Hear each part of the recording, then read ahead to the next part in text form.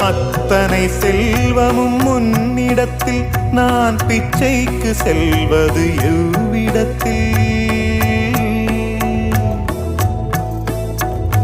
அத்தனை செல்வமும் உன்னிடத்தில் நான் பிச்சைக்கு செல்வது எவ்விடத்தில்? வெறும் பாத்திரம் உள்ளது என்னிடத்தில், அதன் சூத்திரமோ அது உன்னிடத்தில். ஒரு முறையா இருமுறையா பலமுறை பல பிறப்பெடுக்க வைத்தாய்.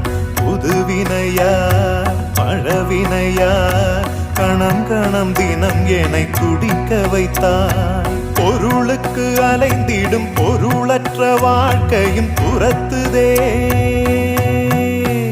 உன் அருள் அருள் அருள் என்று அலைகின்ற மனம் இன்று பிதற்றுதே.